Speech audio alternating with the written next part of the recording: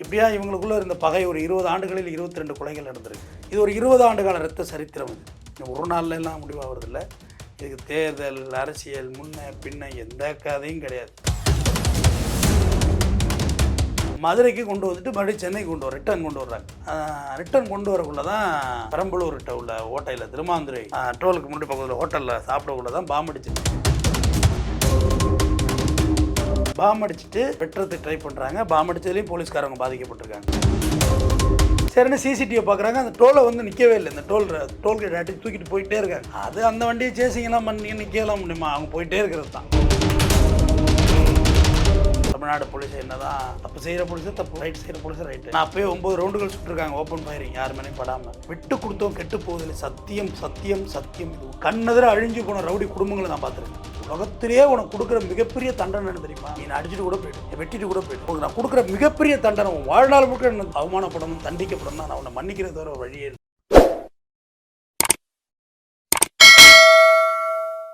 அனைவருக்கும் வணக்கம். இன்னைக்கு நம்ம இன்டர்வியூ செக்ஷன்ல யார் நம்ம இன்டர்வியூக்கு வந்திருக்கோம்னு பார்த்தீங்கன்னா, குற்றவியல் வழக்கறிஞர் திரு ஆர் எஸ் தமிழ்வேந்தன். வாங்க அவரோட பேசுவோம். சார் வணக்கம் சார். வணக்கம் சார். இப்போ கொஞ்சம் காலமாக முக்கியமாக வெள்ளைக்காளி அவரை பற்றி ஒரு பேர் ரொம்ப அடிபட்டுட்டே இருக்கு. இப்போ கூட சமீபத்தில் 24ஆம் தேதி அவருக்கு கொலை முயற்சி நடந்திருக்கு அப்படின்னு சொல்லி ரொம்ப பரபரப்பாக இருந்துச்சு. எலெக்ஷன் டைமில் இப்படி ஒன்று சம்பவம் நடந்திருக்கே அப்படின்னு அரசெல்லாம் கேள்வி கேட்க ஆரம்பிச்சிட்டாங்க. இப்போ அந்த சம்பவத்தை மையப்படுத்தி அழகு ராஜா என்கவுண்டர் பண்ணதாக போலீஸ் அப்படின்னு சொல்கிறாங்க. என்ன நடந்திருக்கு சார்? யார் அழகு ராஜா? ஆக்சுவலாக பார்த்தா முதல்ல வெள்ளைக்காளியை முதல்ல யாருன்னு தெரிஞ்சுங்க. வெள்ளைக்கால் ராஜபாண்டி, வி.கே. குருசாமி 2 பேரும் யாருன்னு பார்த்தீங்கன்னா, ராமநாதபுரத்துலேருந்து மதுரைக்கு பிழைக்க வந்தவர்கள். அதாவது அப்போ மைக்ரேஷன்ஸ் இருந்தது. ராமநாதபுரம் வறட்சி, இங்கே வந்தாங்க. வி.கே. குருசாமி திமுகவில் பிரதிநிதி ஆகிக்கிட்டு அவர் சேர்மன் அப்படி இப்படி ஒரு மாதிரி ஃபினான்ஷியல் செட்டப்பு. அங்கிட்டு ராஜபாண்டி அவர் பார்த்திங்கன்னா ஏடிஎம்கேல அவர் ஒரு மாதிரி செட்டப் ஆகிட்டார். இப்படியா இவங்களுக்குள்ளே இருந்த பகை ஒரு 20 ஆண்டுகளில் 22 கொலைகள் நடந்திருக்கு. சமீபத்தில் ராஜபாண்டி உடம்பு சரியில்லாமல் இறந்து போயிட்டார். சமீபத்தில் ஒரு மர்டர் ஏன்னா வி.கே. குருசாமியின் அக்கா மகன் கிளாமர் காளி அப்படிங்கிறவர் கொலை பண்ணுறாரு. வெள்ளைக்காளியும் சந்திரபோஸ் அப்படின்ற 2 பேரும். சந்திரபோஸை என்கவுண்டரில் ஏற்கனவே போட்டாங்க. இது 2025 நடந்த மர்டர் தான். எங்கள் புதுக்கோட்டை பக்கம் வச்சு ஒரு ஆயுதாவில் ஒரு தைல மரத்தில் என்கவுண்டர் ஆகிட்டாப்புல. வெள்ளைக்காளியை அரெஸ்ட் பண்ணி ஒரு கேஸில் கான்விக்ட் ஆகி இங்கே புழலில் இருக்காங்க.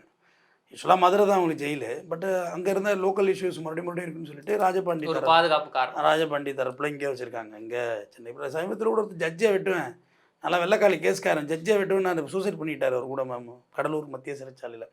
இது ஒரு 20 ஆண்டு கால ரத்த சரித்திரம். இது ஒரு நாளில் எல்லாம் முடிவாகிறதில்ல. இதுக்கு தேர்தல், அரசியல், முன்ன பின்ன எந்த கதையும் கிடையாது. ஏற்கனவே வி.கே. குருசாமி இதில் வச்சு வெட்டினாங்க. இது பெங்களூர்லேருந்து வரக்குள்ள. இப்போ தான் உடல்நலம் தேறி வந்திருக்கிறார். மர்டர் ஆகிட்டார் தான் போட்டாங்க. பட் ஆனால் மிஸ் ஆகி அதில் வந்தார். அது பண்ணது ராஜபாண்டி குரூப்ஸ் தான் அப்படின்னு சொல்கிறாங்க. ஆமாம், அதுதான் அந்த ராஜபாண்டி குரூப்புடைய ஒரு வாரிசாக தாங்க வெள்ளைக்காளி. அந்த அந்த அந்த வம்சாவளியில் அவங்களுடைய ஜெனரேஷனாக கத்தி நிற்கவே இல்லை. ஒருத்தர் லாஸாக போயிட்டே இருந்தது. இப்போ வெள்ளைக்காளி இப்போ எஸ்கார்டு இங்கே புழல்லேருந்து எடுத்துகிட்டு போயிட்டு நம்ம புதுக்கோட்டையில் ஒரு வாய்தா இருந்திருக்கு. மதுரைக்கு கொண்டு வந்துட்டு மறுபடியும் சென்னைக்கு ரிட்டர்ன் கொண்டு வர்றாங்க. ரிட்டர்ன் கொண்டு வரக்குள்ள தான் பெரம்பலூர்கிட்ட உள்ள ஹோட்டலில் திருமாந்துரை டோலுக்கு முன்னாடி பக்கத்தில் ஹோட்டலில் சாப்பிடக்குள்ள தான் பாம்பு அடிச்சது. பாம்பு அடிச்சுட்டு வெட்டுறதுக்கு ட்ரை பண்ணுறாங்க. பாம்பு அடித்ததுலேயும் போலீஸ்காரங்க பாதிக்கப்பட்டிருக்காங்க. நம்ம அதில் மறுக்கவே இல்லை. நம்ம தமிழ்நாடு போலீஸை என்ன தான் தப்பு செய்கிற போலீஸு தப்பு, ரைட் செய்கிற போலீஸு ரைட்டு. ஆனால் அப்போயே 9 ரவுண்டுகள் சுட்டுருக்காங்க. ஓப்பன் ஃபயரிங், யார் மேலேயும் படாமல். இப்போ யார் மேலேனா மற்ற பப்ளிக் மேலே பட்டுறாமல் இவங்க காரில் எஸ்கேப் ஆகி போகிறாங்க. ஆனால் சார், விசாரணைக்கு கொண்டு போனது எப்படி அந்த குரூப்புக்கு தெரிஞ்சது? அதுதான் 22 வருஷமாக நடந்துக்கிட்டு இருக்க பகை எப்படி தெரியாமல் இருக்கும்? இத்தனாம் தேதி வாய்தா இங்கே வர்றீங்க போகிறீங்கன்னா நீங்களும் நானாவா தம்பி வெளியே தெரியாமல் போயிட்டு வர்றதுக்கு? அதெல்லாம் உங்களை போடுறதுக்கு உங்களுக்கு மட்டும்தான் உங்களோட டேட்டு தெரியாது. உங்களை கொள்றவங்களுக்கு உங்களோட டேட்டு தெரியும். உங்களுக்கு தெரியாது உங்கள் டேட்டு. ஆஸ் யூஷுவல் காலையில் எழுந்து வாக்கிங் போவீங்க, ஃபோன்லாம் பேசி பகல் வேலைகள்லாம் நீங்கள் ஷெடியூல் வச்சுருப்பீங்க. ஆனால் உங்களுக்கு தெரியாது. பட் உங்களை கொலை பண்ண வரவங்களுக்கு டெத் ரேட் தெரியும். இந்த அப்புறம்டா இப்படி வாடா வண்டி ஆடுறா இறக்கடா அப்படின்னு அடித்தா என்ன செய்வீங்க? அதை நீங்கள் ஏற்கனவே ஒரு இன்டர்வியூ லிங்க் பெருசாக இருக்கும் இவங்களுக்கு. ஆமாம்மா, அதெல்லாம் இன்றைக்கெல்லாம் என்னங்க டெக்னாலஜி வளர்ந்து போச்சுங்க. எஸ்கார்டு கிளம்புனதுலேருந்து வர்ற வரையும் வாட்ச் பண்ணிட்டு தான் இருக்காங்க. உண்மையிலே தான் போலீஸ் மேலே, அதாவது போலீஸ் மேலே இருக்க பயத்தினால தான் இதெல்லாம் அட்டாக் கம்மியாக இருக்குது. மற்றபடிலாம் பண்ணுறதுனா பண்ணிவிடுவாங்க. அந்த டீம் அதாவது இவங்கன்னு சொல்லலைங்க, ஜென்ரலாக ரவுடிசமே வந்து இன்னைக்கு பண்ணணும்னா பண்ணுறது தான். அது யார் என்ன எந்த இடத்துல இருந்தான்னு அவன் குடும்பத்தோடு இருக்கானே குழந்தையோடு இருக்கானே இந்த கதையெல்லாம் கிடையாது. பண்ணணும் பண்ணிட வேண்டியதுதான். அப்படி தான் அடித்தாங்க. ஆக்சுவலாக எஸ்கார்ட் போலீஸ் போகிற வண்டி அடித்து அட்டாக் பண்ணது அட்டாக் பண்ண ட்ரை பண்ணியிருக்காங்க. ஏற்கனவே ஒரு கேஸ் நான் பேசியிருக்கேன். மதுரை வாயில் பைபாஸ் கிட்ட ட்ரை பண்ணாங்க. யாரை? நாகேந்திரனை. ஆம்ஸ்ட்ராங் கொலை வழக்கில் ஏ1 நான் இறந்து போயிட்டார் ஐயா. நாகேந்திரனை வந்து ட்ரை பண்ணாங்க ஹாஸ்பிட்டல் போயிட்டு வரக்குள்ள. பட் ஆனால் அட்டாக் பண்ணதில்லை யாரும். ஏன்னா போலீஸ்கிட்ட ரிவால்வர் இருக்கும். ஏற்கனவே சைதாப்பேட்டையில் ஒரு இந்த மதுரை கேஸில் யார் மயிலேஷ் சிவகுமார் கேஸில் உள்ள அக்யூஸ் ஒருத்தரை ட்ரை பண்ணாங்க. மயிலேஷ் சிவகுமார் மர்டர் பண்ணாங்கல்ல, அந்த டீமில் உள்ள ஒருத்தரை ட்ரை பண்ணாங்க. போலீஸ் ஆனால் கன் எடுத்துட்டாங்க. அதில் தான் இப்போ கன்ஃபியூஸும் பண்ணிட்டாங்க. மயிலேஷ் சிவகுமார் கேஸில் ஒரு அழகராஜான்னு ஒரு கேரக்டர் இருக்கார். அவர் தோட்டம் சேகரோட பையன். தோட்டம் சேகர் அவங்க அப்பாவை கொண்டதுக்காண்டி மயிலேஷ் சிவகுமார் இவர் கொள்கிறாரு. இவர் தான் சொல்லி கன்ஃபியூஸ் பண்ணிட்டாங்க. மாணிக்கம் சொன்னாங்க, இல்லைங்க இது வேறு, இவர் கொட்டுராஜா வேறு, கொட்டுராஜா என்கின்ற அழகராஜா, இவருக்கு வெறும் அழகராஜா தான். யார் இங்கே மெட்ராஸில் உள்ளவர். சரின்னு சிசிடிவியை பார்க்குறாங்க. அந்த டோலை வந்து நிற்கவே இல்லை. இந்த டோல்கேட் அடித்து தூக்கிட்டு போயிட்டே இருக்காங்க. அது அந்த வண்டியை சேசிங்கெல்லாம் பண்ணி நிற்கலாம் முடியுமா? அவங்க போயிட்டே இருக்கிறது தான். யார் தட்டினானா யார் போனானா? அதான் சொல்ல போனால் காவல்துறை நண்பர்கள் கொஞ்சம் ஒதுங்கி நின்றது நல்லது. அந்த நேரத்தில் அவங்கள போய் மறைக்கிறேன் கொள்கிறோம்னு சொல்லி ஏடா உடம்பா அவங்களும் போலீஸ்காரங்களும் மனிதன் தானேங்க. அவங்களுக்கு பொண்டாட்டி பிள்ளைலாம் இருக்குல்ல. எனக்கு இந்த ஹோட்டலில் பாம்பு அடித்ததில் எனக்கு உடன்பாடு இல்லை. ஏன்னா நீங்கள் கூட உங்கள் பொண்டாட்டி பிள்ளையோட உட்காந்து சாப்பிட்டுருப்பீங்க. ஒரு காலேஜ் பையன் சாப்பிட்டுட்டு இருப்பான், ஒரு ஸ்கூல் பையன் சாப்பிட்டுட்டு இருப்பான். ஹோட்டல் பொது தானே, ஹோட்டல் எம்ப்ளாயி இருப்பாங்க. யாரோ வழிபோக்குன்னு காரணம் எடுத்துகிட்டு குடும்பத்தோடு சாப்பிடுவோம். நம்ம மேலேயே அடிப்பட்டு பாம்பு அடித்தா என்ன ஆகுது? அது ஒரு அறமற்ற செயல். முதல்ல எஸ்கார்ட் வண்டி அட்டாக் பண்ண, எஸ்கார்டில் போனவங்களை அட்டாக் பண்ணணும் தப்பு. ஏன்னா லீடிங் செயின்லாம் போட்டிருப்பாங்க. ஓடவும் முடியாது அக்யூஸ்டால், ஓடவும் முடியாது. சரி, அதில் உள்ள சிசிடிவி ஃபுட்டேஜ் மாண்டேஜ் எல்லாம் பார்க்குறாங்க. ஒரு ஐஜி வந்து தனிப்படம் அமைச்சிருந்தார். அதில் ஒரு தனிப்படம் பார்த்திங்கன்னா இன்ஸ்பெக்டர் நந்தகுமார் அவர் தலைமையில் ஒரு தனிப்படை, எஸ்ஐ சங்கர் இவங்கெல்லாம் அதில் இருக்காங்க ஸ்பெஷல் டீமில். பார்க்கல ஃபுட்டேஜை பார்க்கக்குள்ள கொட்ராஜா என்கின்ற அழகுராஜா அவருடைய புகைப்படம் அதில் இருக்குது. சரின்னு பிடிக்க போகிறாங்க. பிடிக்க போனப்போ தான் இந்த சம்பவம் நடந்தது. பெரம்பலூர் பகுதியிலே நடந்திருக்கு. நீங்கள் வழக்கம் போல் ஆஸ் யூஷுவல் இதில் எவ்வளோ உண்மை எத்தனை பர்சன்டேஜ் பொய் இருக்குன்னு எல்லாருக்கும் தெரிஞ்ச விஷயம்தான். ஆனால் எங்கே சொல்லுங்கள், போலீஸ் நாங்கள் வந்து அரெஸ்ட் பண்ண தான் போனோம். ஆனால் அவங்க எங்களை தாக்கப்பட்டாங்க, வெட்ட பார்த்தாங்க, குண்டு வீசினாங்க, அதுக்காக தற்காப்பாக பண்ணணும்னு சொல்கிறாங்க சார். பாம்பு இப்போ கண்ட்ரி மேடு பாம்பு 2 எடுத்துருக்குறாங்க, கத்தி எடுத்துருக்குறாங்க. அந்த எஸ்ஐ சங்கருக்கு வந்து இடது கையில் வெட்டு விழுந்திருக்கு. As usual encounter, that's it. அதுக்கு மேலே அதில் என்ன இருக்குது? நான் அதை முந்தா நாளே எதிர்பார்த்தேன். அட்டாக் பண்ண பொசிஷன்லேயே எஸ்கார்டுகிட்டே தப்பிச்சு போகிறதுங்கிறது அவ்வளோ ஈஸியான விஷயமே கிடையாது. எஸ்கார்டு ஓப்பன் ஃபயரிங் பண்ணுவாங்க. அதுக்கு தான் வச்சுருக்காங்க. நீ அக்யூஸை கொண்டுட்டீங்கன்னா எல்லாருக்கும் வேலை போயிடும். போன அத்தனை பேருக்கு வேலை சட்டை கட்டி நிற்க வேண்டியது தான். ஆக்சுவலாக இந்த எஸ்கார்டு அட்டாக் வந்து சிறைப்படம் வந்த பிறகு தான் இருக்குன்னு நான் ஒரு வீடியோவில் ஏற்கனவே பேசியிருக்கேன். அதை பற்றி நான் ஒரு வீடியோவில் பேசினேன். இந்த மாதிரிலாம் படம் எடுக்காதீங்க. அது ஒரு மோட்டிவேட்டர் கொடுக்கும். எஸ்கார்டு போக்குள்ள அட்டாக் பண்ணலாமா? எஸ்கார்டு போக்குள்ள போய் அட்டாக் பண்ணுவீங்க, கென்னு இருக்கும். அதுலேயே தப்பு. ஒரு எஸ்ஐ ரேஞ்சில் இவங்களாம் வந்து சாதாரணமாக எஸ்கார்டு பஸ்ஸில் அழைச்சிட்டு போகிறாங்களா, நைட்லேலாம் அழைச்சிட்டு போகிற மாதிரி காமிச்சாங்க. அது ரொம்ப ரேர் தான் நைட்டில் கூட்டிகிட்டு போகிறதில்ல. மேக்ஸிமம் சப்ஜெக்டில் வச்சுருவாங்க. நைட் ட்ராவல் பண்ண மாட்டாங்க. அக்யூஸ் எஸ்கேப் ஆகி போனாக்க நீங்கள் 2 போலீஸ் தான் இருக்கீங்க, 10 பேர் இந்த அக்யூஸ் எஸ்கேப் பண்ணால் என்ன பண்ண முடியும்? அங்கே சப்ஜெக்ட் இருக்குல்ல, அதை வச்சுருந்து காலில் அழைச்சிட்டு போவாங்க.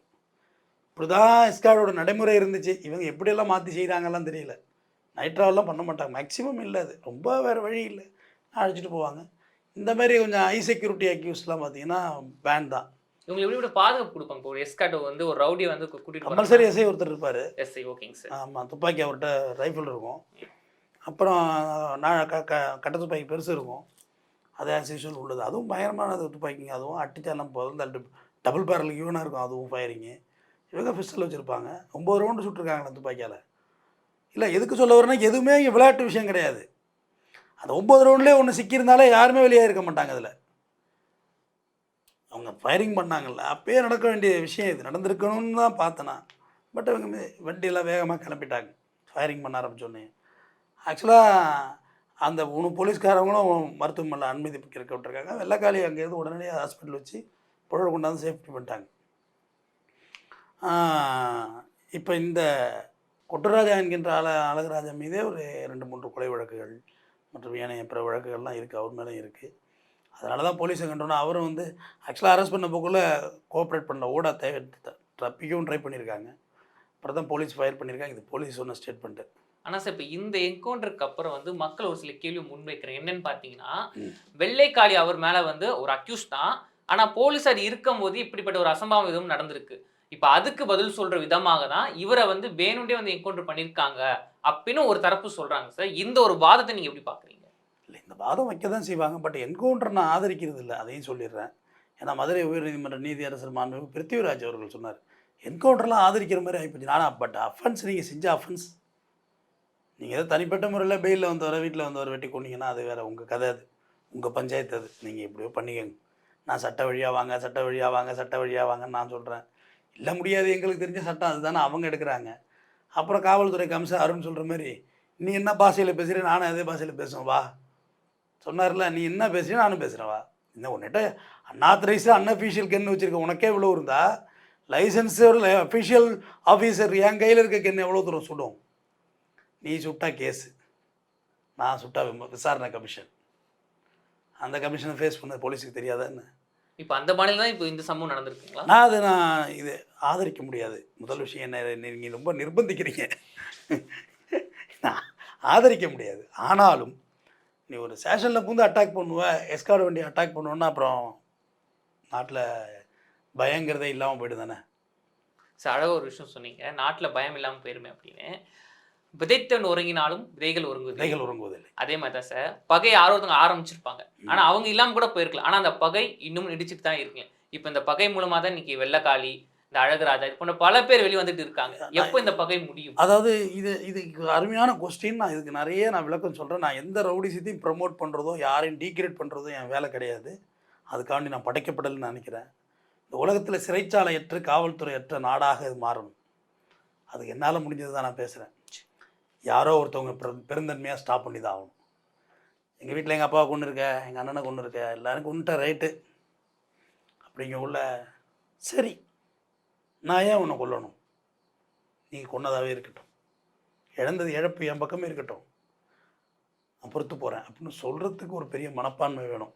ஆனால் அது ரவுடிகள்ட்ட எதிர்பார்க்க முடியுமா? நம்ம டீச் பண்ணணும். ரவுடினான்னு இப்போ பர்த்லேருந்து டிஎன்ஏலேருந்து ரவுடியாகவே குளோனிங் முறையிலே பிறக்கிறாங்க. அவங்களும் மனிதர்கள் தாங்க. அந்த ஈகோ ட்ரிகரைசம்.